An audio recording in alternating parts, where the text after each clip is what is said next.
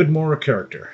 Some people ask why and what that means. This is a term that is used and is a requirement that an applicant for naturalization must demonstrate to an immigration officer and to USCIS that he or she has good moral character to become a U.S. citizen. And typically, this is not a hard thing to do. Just by answering the questions in the application for naturalization and the questions that are asked during the naturalization interview typically suffice to demonstrate good moral character. Basically, what good moral character means is that somebody is a good member of society. Criminal record, has no arrest in their past, and if there are some arrests, that they can be easily explained away, and maybe it's a length of time since it happened, so the person is still can have good moral character even though he or she may have an arrest or two in their past. It's somebody that pays their taxes timely. It's somebody that contributes to the society, is not addicted to alcohol or drugs, and otherwise is a good person and deserves to be a U.S. citizen.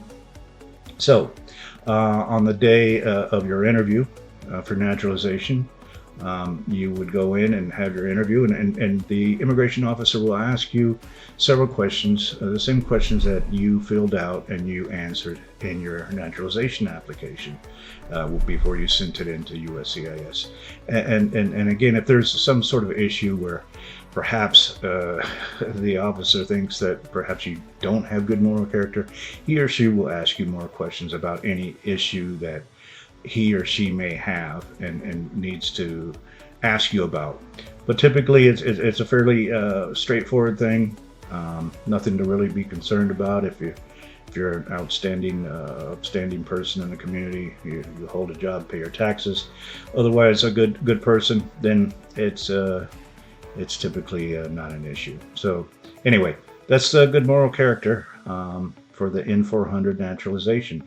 And it's my pleasure to talk to you and explain these things to you so you have a better understanding of the process and the system. Anyway, I do hope you decide to become a U.S. citizen. If you aren't yet and you are a permanent resident and a green card holder, typically have to wait 5 years after holding the green card.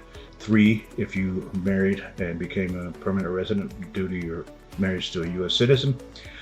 Fill out the application. Do it. Get it behind you. The benefits of naturalization are there to your benefit, providing you security and giving you more rights and access to the U.S. society and community. Anyway, good luck and thank you, and see you soon.